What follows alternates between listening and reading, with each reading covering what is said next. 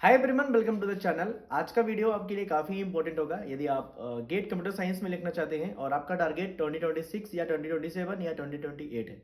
ठीक है, कोई भी ईयर का आप गेट लिखना चाहते हैं और आप गेट की प्रिपरेशन जस्ट स्टार्ट करना चाहते हैं या स्टार्ट कर चुके हैं। बट एक डाउट जो होता है सभी के माइंड में कि जैसे गेट कंप्यूटर साइंस में हमारे 12 सब्जेक्ट्स हैं, तो कौन से सब्जेक्ट हमें कब करना चाहिए और कौन सा ऑर्डर करना चाहिए, कौन सा सब्जेक्ट हमें सबसे पहले करना चाहिए, राइट? ताकि आगे आने वाले सब्जेक्ट्स में हमें कोई प्रॉब्लम ना हो, राइट? तो आज का ये जो वीडियो है उसी के लिए बनाया गया है। ठीक है, उसके लिए यदि आप उसके पहले यदि आप चैनल पे पहली बार आ रहे हैं तो चैनल को सब्सक्राइब कर सकते हैं। आप हमारे प्रीवियस वीडियोस देख सकते हैं। गेट पीएसयू से रिलेटेड जो भी जानकारी चाहिए आपको इस चैनल पे मिलेगी। तो आप अगर पीएसयू आपका टारगेट है, यदि गेट आपका टारगेट है, तो आप हमारे चैनल को सब्सक्राइब कर सकते हैं। आपकी काफ़ी हेल्प होगी, राइट? ना अपने टॉपिक पे आते हैं कि गेट कंप्यूटर साइंस में जो सब्जेक्ट्स हैं हमारे, सपोज दैट मैं अगर सब्जेक्ट्स के नाम लूँ, C programming, data structure, algorithms, computer network, TOC, compiler design, बहुत सारे सब्जेक्ट है, डेटाबेस। ठीक है, नाउ इन सब्जेक्ट में से हमें सबसे पहला सब्जेक्ट कौन सा चूज करना है, ये बहुत बड़ा कंफ्यूजन है लोगों में। ठीक है, जो लोग गेट की प्रिपरेशन कर चुके हैं उन्हें पता होता है। ठीक है, तो मैं आज आपको बताने वाला हूँ कि कौन सा सब्जेक्ट आपको चूज करना है, राइट? तो सबसे पहले मैं टारगेट ऑडियंस की बात करूँ, अगर अगर मेरी ऑडियंस जो है, जो इस वीडियो को देख रही है, अगर वो फर्स्ट ईयर सेकेंड ईयर में है, राइट? अगर वो फर्स्ट ईयर सेकेंड ईयर में है तो मैं सजेस्ट करूंगा उन्हें एक सब्जेक्ट सी प्रोग्रामिंग स्टार्ट करने के लिए, राइट? और अगर आप एक दिन में दो सब्जेक्ट करना चाहते हैं तो सी प्रोग्रामिंग के साथ साथ डिजिटल लॉजिक भी कर सकते हैं, राइट? अब ऐसा क्यों बोल रहा हूं मैं, समझो इस बात को। देखो, सी प्रोग्रामिंग जो होता है एक बेसिक सब्जेक्ट है कंप्यूटर साइंस का। सी प्रोग्रामिंग आपको पूरे लाइफ में काम में आएगा। मतलब ये प्रोग्रामिंग का एक फंडामेंटल कोर्स है, ऐसा समझ लो, राइट? क्योंकि आप कंप्यूटर साइंस के हैं, आपको कोडिंग सीखनी है, प्रोग्रामिंग सीखनी है।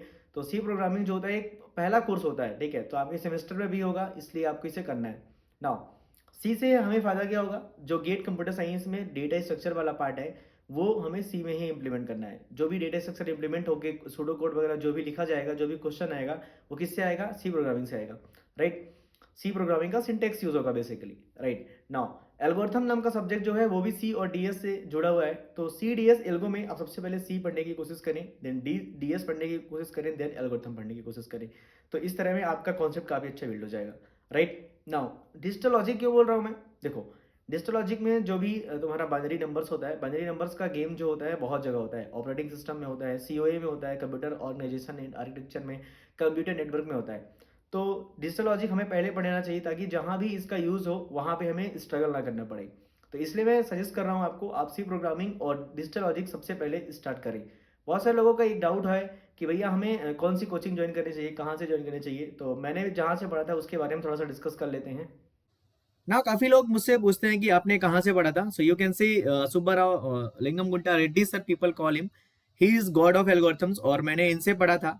ठीक है, और इनका जो आप कोचिंग है ज्वाइन कर सकते हो। ठीक है, इनके जो कोर्सेज है आप देख सकते हो, और पॉपुलर कोर्सेज में आप गेट सीएससी का कोर्स ले सकते हो, राइट?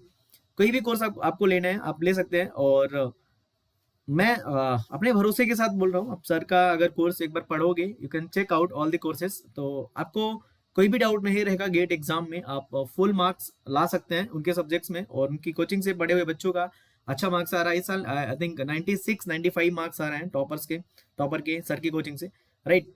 तो पॉपुलर कोर्सेज की अगर बात करें, आप सारे कोर्सेज देख सकते हैं। आप अगर आपको प्लेसमेंट कोर्स चाहिए, गेट एंड प्लेसमेंट कोर्स चाहिए, 1-to-1 मेंटरशिप चाहिए, स्किल डेवलपमेंट कोर्स चाहिए, गेट सीएससी कोर्स चाहिए, गेट डीए कोर्स चाहिए, पीएसयू एग्जाम कोर्स चाहिए, टेस्ट सीरीज चाहिए, हर एक कोर्स आपको यहाँ पे मिल जाएगा। ठीक है, और यहाँ पे देख सकते हैं जो सर के स्टूडेंट हैं, आई थिंक यहाँ पे बता रखा सर ने, दिखा रखा है, AIR1 Abhinav Garg, GATE CSE AIR3 Pranav, ठीक है, प्रभव, और AIR15 सयन। बहुत सारे टॉपर जो हैं यहाँ पे सर ने प्रोड्यूस किए हैं, और सर को काफी एक्सपीरियंस है। अप्रॉक्स 25 लाख स्टूडेंट को सर ने गाइड किया है, राइट? नाउ आपको क्या करना है, आपको एक कूपन कोड आप यूज कर सकते हैं। I am giving you a coupon code, you can use this coupon code EPT597ABH। This coupon code you can use, और आपको लिंक डिस्क्रिप्शन में मिल जाएगा। ठीक है, तो आप वहां से जाके एक कोर्स परचेस कर सकते हैं, आपको मैक्सिमम डिस्काउंट मिल जाएगा। सपोज दैट अगर ये कोर्स आपको 33,000 जो भी दिख रहा है, आपको अप्रॉक्स हाफ प्राइस में मिल जाएगा। अप्रॉक्स 40% या 35% आपको डिस्काउंट मिल जाएगा। तो आप वो कोर्स ले सकते हैं, मेरा पर्सनल गाइडेंस भी रहेगा अगर आप इस कोर्स से आप लेते हैं कोर्स तो। ठीक है, नाउ सबसे इंपॉर्टेंट चीज ये है कि इसमें डिफरेंट क्या है, दूसरी कोचिंग से डिफरेंट क्या है, यहाँ पे सर खुद गाइड करते हैं, 1-to-1 मेंटरशिप करते हैं लोगों को, ठीक है। लिमिटेड लोग ही यहाँ पे सर के यहाँ पढ़ते हैं, ठीक है। तो आप गेट सीएससी का कोर्स यहाँ पे देख सकते हैं, ठीक है। GATE DA, GATE CSC plus DA का भी कोर्स ले सकते हैं, ठीक है। तो ऐसे कोर्सेस यहाँ पे हैं सर के, तो ले लो यार। मैं तो यही सजेस्ट करूंगा कोर्स, अगर कोई मुझसे पूछता है तो you can take this course, okay. Common strategy की अगर बात करें कि ऐसी कौन सी स्ट्रेटजी होनी चाहिए, कौन सा सब्जेक्ट होना चाहिए जो हमें स्टार्ट कर देना चाहिए, तो देखो यार, अगर मैं टारगेट ऑडियंस को हटा दूं, मतलब एक जनरल स्टेटमेंट दूं कि कौन सा सब्जेक्ट कब करना चाहिए, तो मैं जो सजेस्ट करूंगा ताकि आपका टाइम बचे, अगर आप एक कॉलेज में हो तो आप सबसे पहले स्टार्ट करो जो सब्जेक्ट आपके सेमेस्टर में हो। सपोज दैट कोई भी बंदा अगर 5th सेम में है, ठीक है, उसके में अगर टीओसी नाम का सब्जेक्ट है और कंपाइलर डिजाइन है और कंप्यूटर नेटवर्क है, तो इन तीनों सब्जेक्ट को आप उसी सेमेस्टर में करना चाहिए ताकि आपका सेमेस्टर एग्जाम के लिए अलग से ना पढ़ने पड़े आपको और वो टाइम आपका सेव हो जाए, राइट। बट एक अगर कोई भी एक बिगिनर है, जीरो लेवल से स्टार्ट कर रहा है गेट की प्रिपरेशन और फर्स्ट ईयर में है या फर्स्ट सेम में, सेकंड सेम, थर्ड सेम, जो भी है बिगिनर है, तो उसे सी प्रोग्रामिंग और डिजिटल लॉजिक से ही स्टार्ट करना चाहिए, ठीक है। जो लोग थर्ड ईयर में आ जाते हैं, फाइनल ईयर में आ जाते हैं, वहाँ पे सी प्रोग्रामिंग और डिजिटल लॉजिक सब्जेक्ट वो ऑलरेडी कॉलेज के लिए पढ़ चुके होते हैं, थोड़ा बहुत उन्हें आइडिया होता है, इसलिए मैंने बोला कि फर्स्ट ईयर और सेकंड ईयर को सी प्रोग्रामिंग और डिजिटल लॉजिक से स्टार्ट करना चाहिए, राइट। नाउ कुछ लोग ऐसे पूछते हैं कि सर डिपेंडेंसी बता दीजिए, कौन सा सब्जेक्ट किस किस चीज़ पे डिपेंडेंट है, लाइक सी प्रोग्रामिंग डिपेंडेंट है, मतलब एल्गोरिथम डिपेंडेंट है सी और डीएस पे, राइट। और तुम्हारा सी ओ ए ओ एस थोड़ा बहुत डिपेंडेंट है, सी एन थोड़ा बहुत डिपेंडेंट है डिजिटल लॉजिक पे, क्योंकि वहाँ पे बाइनरी नंबर अगर पढ़ोगे आप तो वो काम में आएगा, राइट। तो मैं बताऊँ एक ऐसा सब्जेक्ट, कॉमन सब्जेक्ट जो है एप्टीट्यूड, जो कि मतलब आपकी एबिलिटी बढ़ाएगा, ठीक है, आपकी प्रॉब्लम सॉल्विंग स्किल बढ़ाएगा। तो एप्टीट्यूड आप ना स्टार्टिंग में भी कर सकते हो, एप्टीट्यूड ऐसा सब्जेक्ट है आप कहीं भी कर सकते हो। तो कुछ लोग इसको स्टार्टिंग में प्रेफर करते हैं, कुछ लोग इसको एंडिंग में प्रेफर करते हैं। तो आप अपने हिसाब से एप्टीट्यूड टाइम शेड्यूल बना के प्रेफर कर सकते हैं। यदि आपकी मैथमेटिकल स्किल कमजोर है, प्रॉब्लम सॉल्विंग स्किल कमजोर है, तो आप एप्टीट्यूड भी साथ में चला सकते हैं। तो यदि आप एक बिगिनर हैं तो आप सी प्रोग्रामिंग, डिजिटल लॉजिक और एप्टीट्यूड से स्टार्ट कर सकते हैं, राइट। नाउ मान लो किसी का सी प्रोग्रामिंग हो गया, अब उसे क्या पढ़ना चाहिए, तो मैंने बताया सी के बाद आपको डीएस पढ़ना है, फिर आपको एल्गो पढ़ना है, राइट। डिजिटल के बाद आप कोई भी सब्जेक्ट उठा सकते हैं, सी ओ ए ओ एस या सी एन, कोई भी सब्जेक्ट आप उठा सकते हैं, आपको इजिली समझ में आ जाएगा डिजिटल के बाद, राइट। नाउ एक सब्जेक्ट होता है डीबीएमएस, जो कि बिल्कुल इंडिपेंडेंट है, आप कहीं भी पढ़ सकते हैं उसको किसी भी टाइम पे, क्योंकि इसका किसी भी सब्जेक्ट से रिलेशन नहीं है। नाउ अगेन एक सब्जेक्ट है कंपाइलर डिजाइन, जिसका रिलेशन है टीओसी से।